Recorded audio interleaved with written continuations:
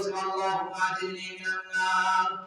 দিনে যদি কোনো ব্যক্তি ফজরের নামাজে পড়ে সাতবার পড়ে তাহলে দিনে মারা গেলে বিনাশ হবে তাকে জান্নাতে। সুবহানাল্লাহ।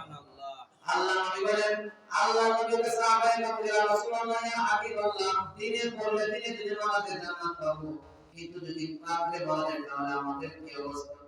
আল্লাহ নবী বলে, ইয়া রাসূল ইয়া আল্লাহ আমার সাহাবায়ে কেরাম, যদি কোনো মুমিন মাগরিবের নামাজের পরে এই দোয়া সাতবার পড়ে আর ওই রাতে যদি সে মারা যায় তাহলে সে বিনা হিসাবে জান্নাত। সুবহানাল্লাহ।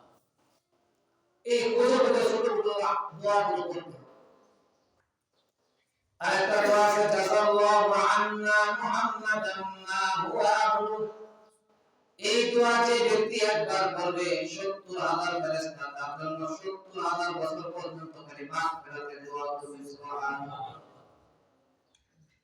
কেমন সুবহানাল্লাহ বলবেন?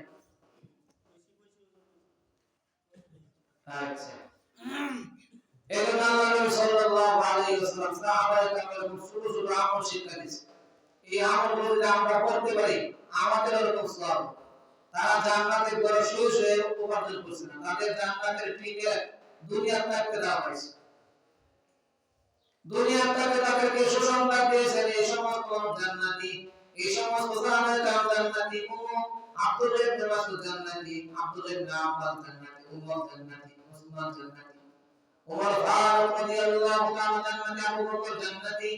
বড় সুযোগ জান্নাতের সুসংবাদ পায় নাই, মেহনত করে জান্নাতের সুসংবাদ পেয়েছে। এজন্য আল্লাহ নবী সাল্লাল্লাহু আলাইহি ওয়াসাল্লাম বলেন, এই